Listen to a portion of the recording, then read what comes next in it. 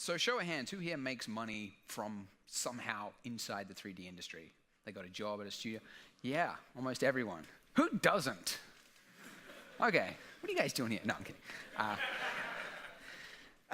So I love this job. It's fun. And that childlike wonder of like, yeah, bringing something from my head into life is still there. I really enjoy it. But I want to continue doing this, because it's a fun job. But if you've paid any attention to the news, then you've no doubt seen reports of automation and AI, the doomsday theories that we're all going to be out of jobs, all sitting on the street, nothing to do. And I always thought yeah, but that doesn't apply to 3D, because what we're doing is art and computers could never replicate art. But then you see a couple of stories like how machine learning was used to create high fidelity animations on the face of Thanos. I'm like, okay, yeah, all right. And then you see an algorithm that'll take the styles from famous paintings in history and apply it to a photo. And then I'm really sitting up and paying attention because I'm like, okay, I didn't think a computer could do that. And so I wondered, what are we looking at here? It kind of made me wonder if this is, the old days of the Disney 2D animators being replaced by the 3D animators. Are we going to be replaced by server racks running AI and machine learning to auto-generate the movies? So that is what I'm going to discuss in this presentation, how AI and automation might change the 3D industry. Quick side note, I'm going to be using terms like AI and machine learning. And some people are like, no, that's not AI, you've got to call it this. And for all intents and purposes, it doesn't really matter for what I'm talking about. At the end, it's still the same result, right? It's a software doing something that an artist does. So anyways, there is one guy who's very good at making predictions for the future. The Amazon guy, Jeff Bezos, who's in hot water at the moment for his treatment of staff. Wasn't very good at predicting that. But for the last 20 years, he has been basically ahead of the industry. And so he said, I frequently get asked, what's going to change in the next 10 years? I almost never get asked, what's not going to change in the next 10 years? And that's actually the more important of the two. And he went on to explain that, an Amazon customer of the future is never going to say, I wish the prices were higher, or I love Amazon, but I wish it took longer for my packages to get here. Right? So those two variables he knows for sure are going to be desirable in the future. So actually what's not going to change is what you should be focusing on, not worrying about hypotheticals.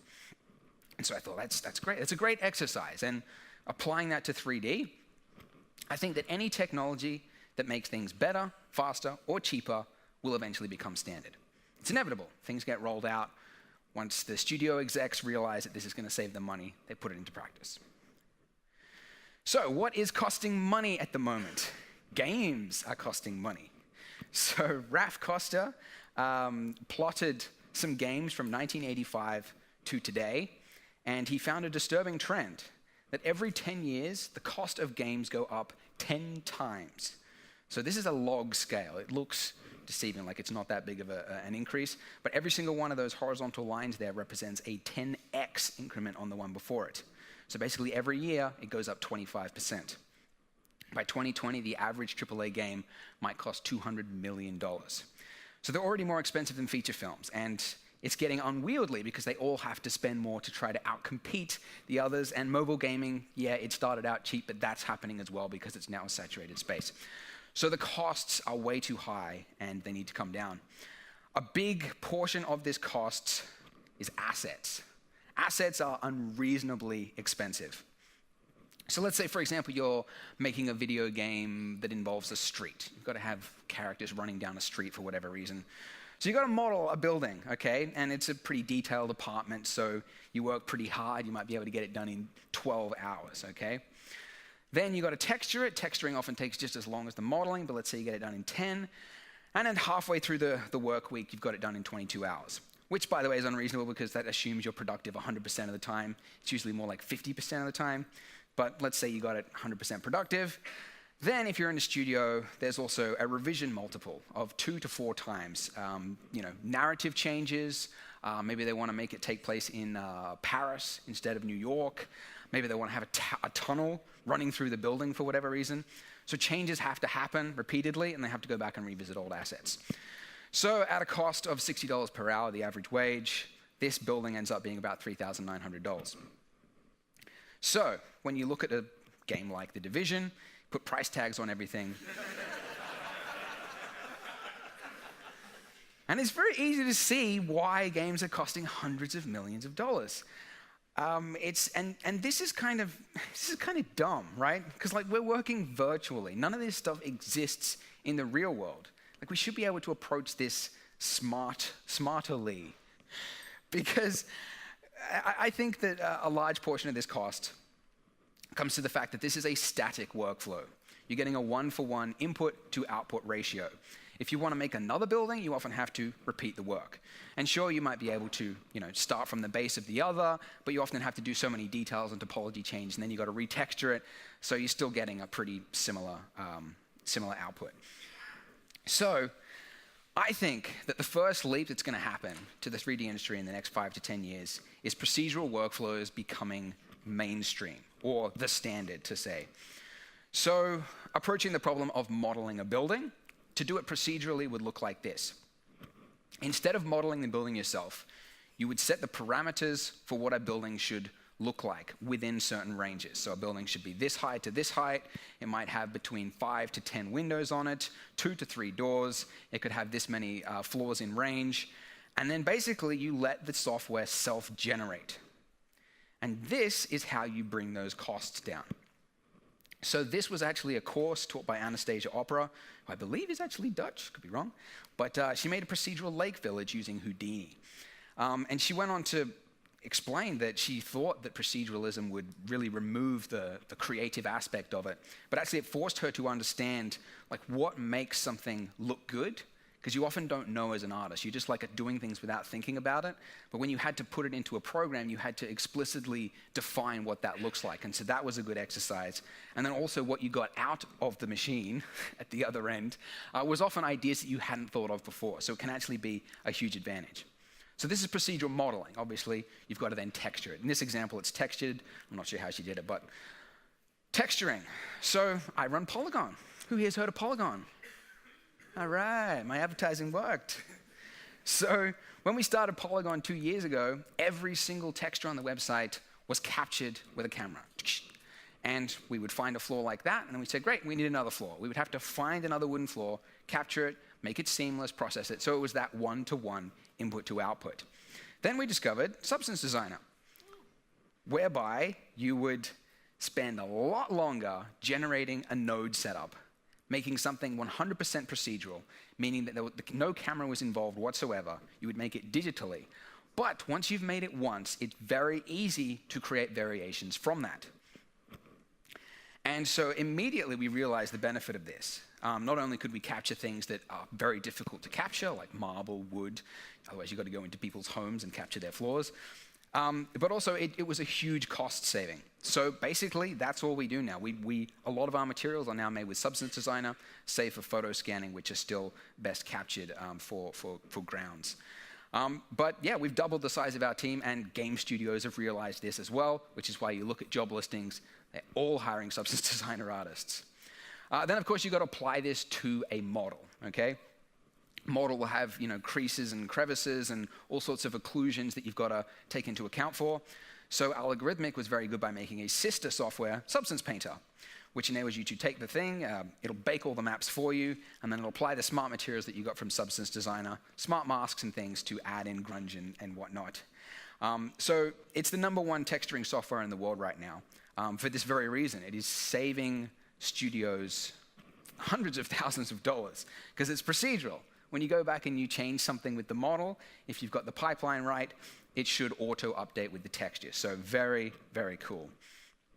And then finally, you've got level design, so putting the assets into it. So I had at the start a New York City example, but let's say you're making a forest, okay? So Far Cry 5, they've made a lot of Far Cries, 5 of them in fact. But Previously, they went about, like you would make a forest usually. Like you'd have particle systems and you place things by hand. But the problem was that as the story would change over the months, the landscapes would move around as they had to have roads go through different places. And every time they did that, they had to update and hand place and remove all of the trees. This time they did it a different way. They created an ecosystem. So they set rules to define where certain trees and plants would live. So big trees would grow towards the center of the forests, small trees towards the edges. Underneath the trees, there would be ecosystems of smaller plants that would grow in the shadows. If it was near a lake, there was going to be different plants there. It would automatically update according to the altitude. So if it's higher up, there would be smaller trees. And then they were able to build in handy tools into that as well to quickly build roads and buildings. And the whole talk is definitely worth watching, by the way, if you get a chance. So this, I think, is going to be the future, this workflow. Procedural modeling, materials, texturing, and world building. Already, materials and texturing are pretty well embedded into the industry now. It's pretty well standard. But I think modeling and world building are going to be taking the next spot. At the moment, Houdini seems to be really good at this, but I'm really hoping that Jux, wherever he is, yeah, there he is, hassle him about everything nodes, because I really hope that this can come into Blender. So, that was leap number 1. What was that? Leap number 2, machine creep. Okay, so this is where it starts getting interesting. So traditional software typically works like this. You have an input. Let's say you've got a photograph and you bring it into Photoshop. And then you want to apply a filter to it. You apply the action to the photo, and then you get one output. It's very predictable. You know what you're going to get. And also leads to, obviously, a lot of manual work, tweaking things as you need. Machine learning is different. You start with an input. It might assess it. It might apply an appropriate action. And then most importantly, compare it with others from its training data set, then be able to judge whether or not it is good or bad. Sometimes a human has to do that step. If it's not, try again. And this, by the way, is a very gross oversimplification of machine learning. I'm not a computer scientist. I didn't go to university. But this is what's helped me as an artist to understand this process. And basically, the result that you get out of it is usually multitudes better than traditional software. So the key point here is that it has the ability to learn and to improve over time. Now, what it needs in order for that to happen is huge data sets and fast hardware. So I think 5 years ago, you started, hearing the train of news about machine learning taking all our jobs, and everyone was hyped up and scared, and then nothing really happened. And I think a large part of that is because there's not enough data and also not fast enough hardware. I think now we're reaching the tipping point. And actually, you're starting to see some consumer software that is making use of machine learning already, which I'll show you in a second. So one thing machine learning is very good at, denoising. Okay, so everybody's familiar with noise. You render something that's grainy, right? And denoisers typically will smooth it out. A machine learning denoiser will do it really, really well. So this is one which is owned by NVIDIA. I assume it's the same one that is used for the RTXs, which is enabling them to do real-time ray tracing. That is, by the way, how their RTX is able to do that. It is rendering one sample every single frame of the game, and then it is applying a denoiser on the same frame. So it's doing this in real time.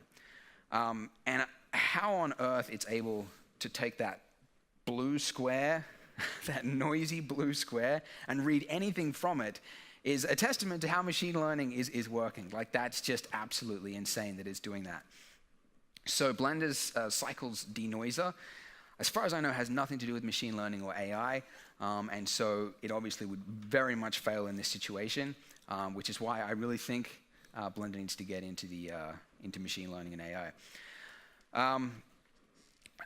Disney and Pixar also own one, and they're trying to solve the problem of the frame flicker, because that's a common problem with denoisers, but they're also building artist tools to do it. NVIDIA own most of the papers regarding it, and I think that's because they realize there's a huge amount of money in it, because not only every renderer will need to use their denoiser, but also every camera manufacturer, because if you've got low light sensitivity and there's all this grain, well, they can solve it with denoisers. So that's one thing it's good at.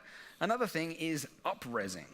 So you've got a small image, small little JPEG you find, and you're like, but I need it to be double that size. This is up-resing.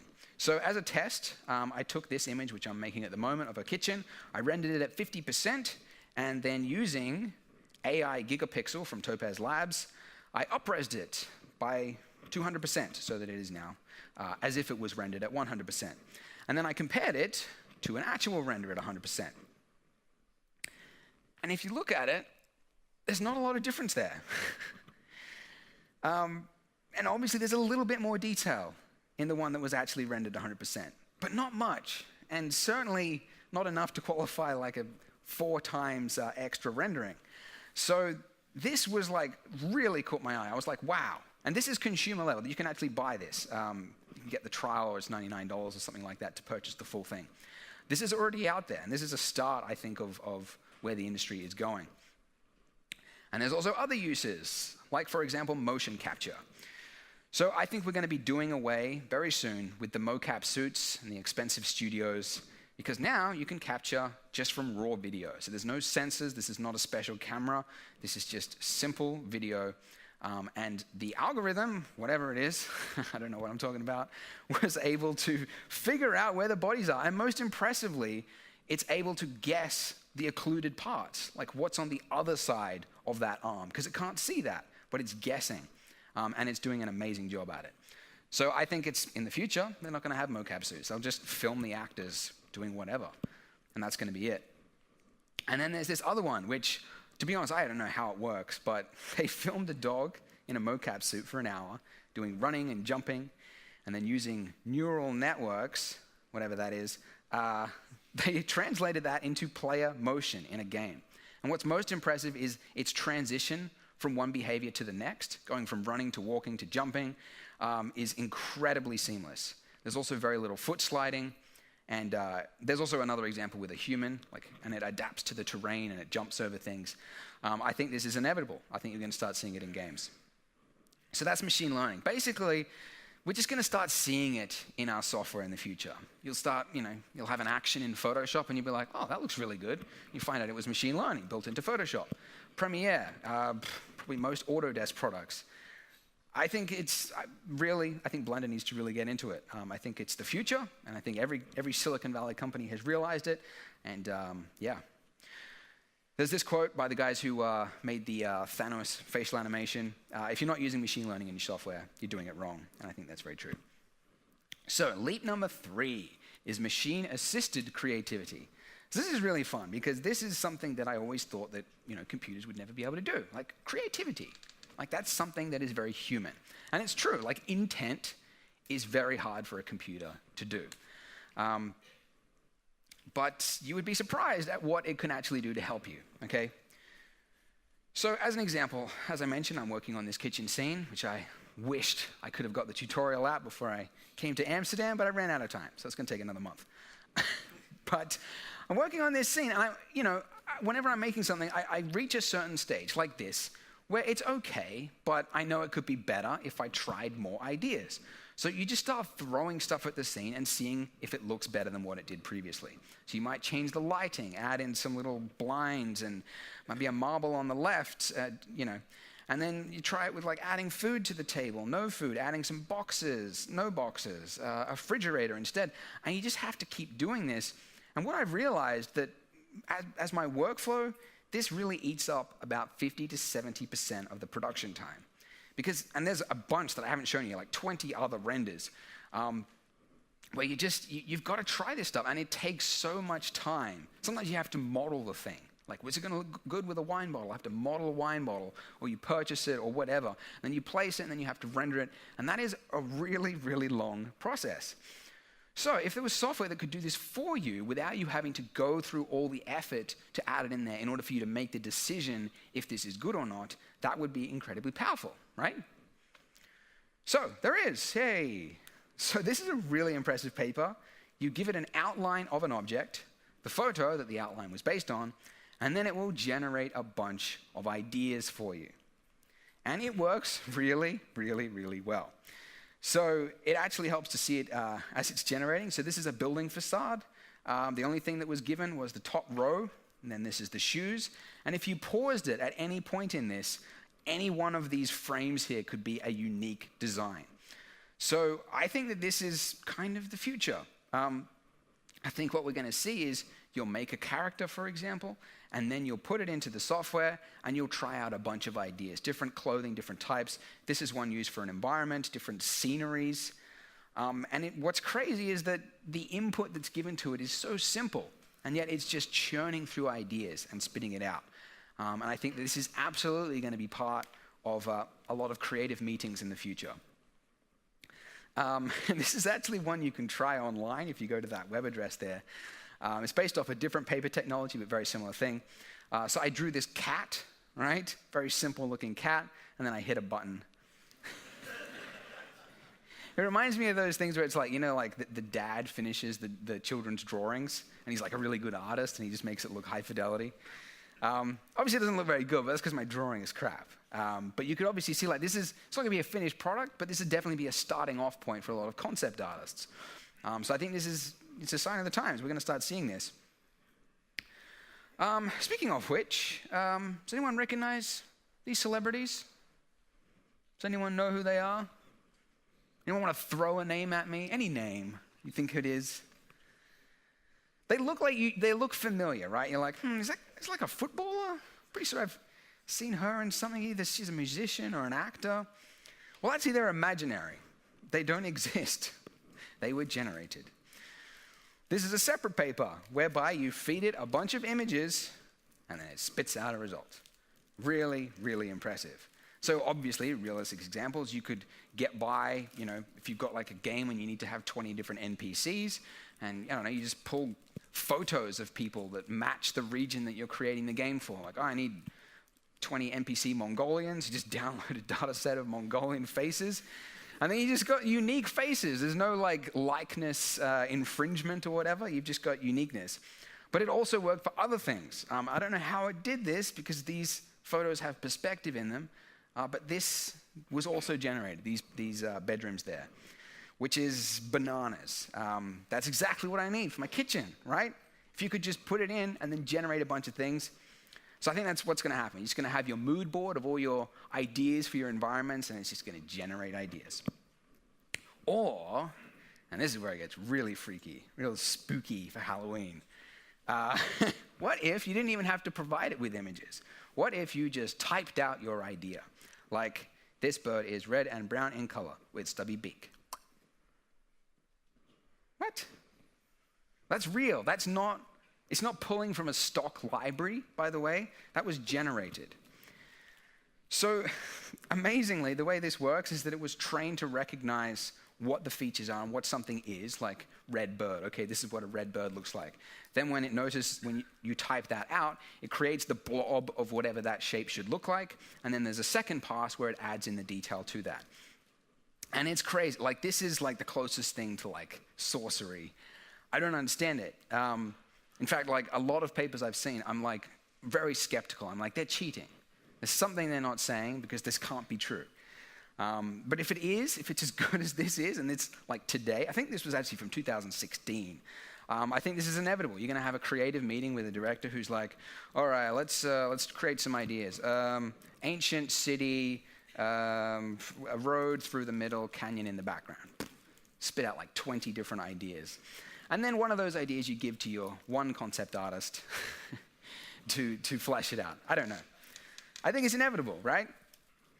And then another really interesting one is style transfer. Has anyone seen these, by the way? Style transfer. Basically, you feed it a bunch of images that you like I want this style from Claude Monet, whatever. And then you put an input in. This is my photo I took on my holiday, and then it spits it out, which is just crazy.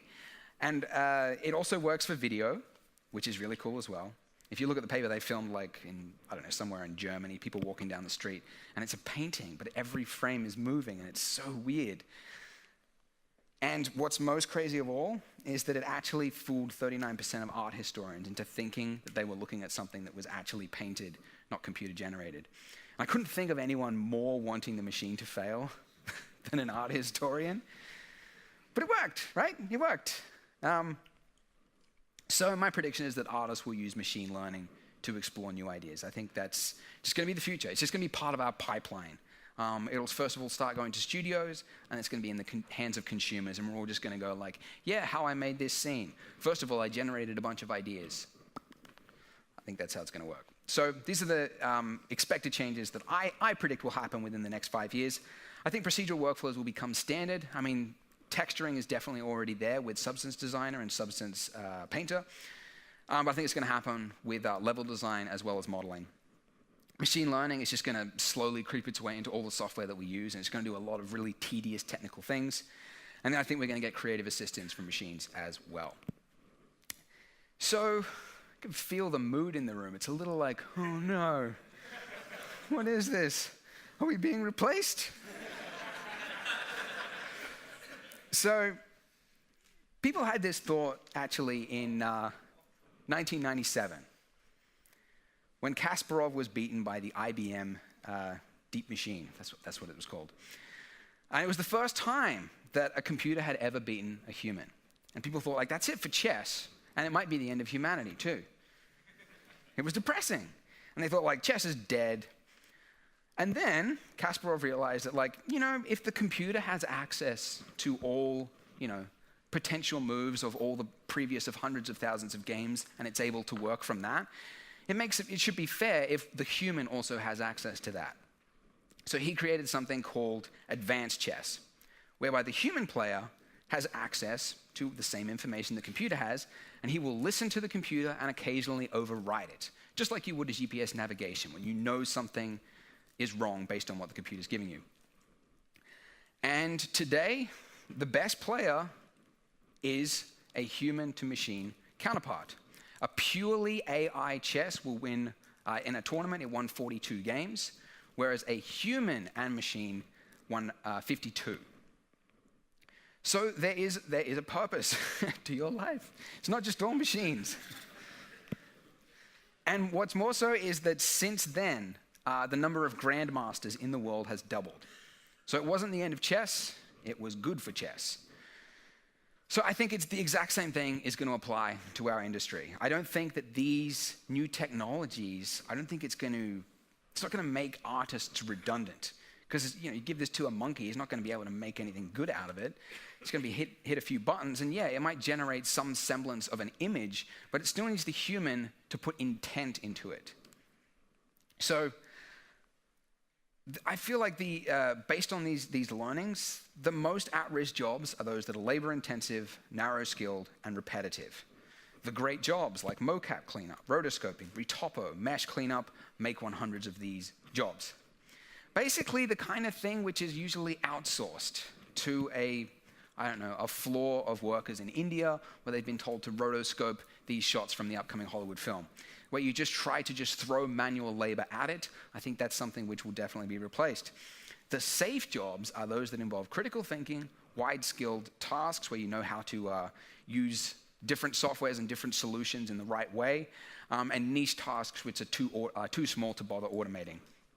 So art direction, project management, good generalists, programmers obviously to oversee a lot of the scripts and the programs people are using, and freelancers because there will always be a market for people who don't want to use any software whatsoever and they want to pay you instead. So really the at-risk jobs are the undesirable grunt tasks. It's the stuff that nobody wants to do, but we have to because it's part of the job. The actual art, I think that's safe. And failing that, if that itself wasn't enough to make you feel better, the forecasts for the 3D industry is insane. It is blowing up. For almost every single one of these sectors, you're expecting to see huge amounts of growth over the next 5 to 10 years. And that's not, by the way, even taking into account VR. One report said that 3D rendering and visualization is expecting to see 25.5% growth per year until 2025, compound annual growth. Or basically double by 2022 and quadruple by 2025. So the number of people at this conference in 4 years from now could be double that, and by 2025 quadruple that. I think the 3D industry is poised to blow up. So yeah, maybe each studio there would be a reduction of the grunt work, the juniors that they're hiring to do the stuff that nobody actually enjoys anyway. But in its place, there might be 5 studios around it. So that is it. That was anticlimactic, wasn't it?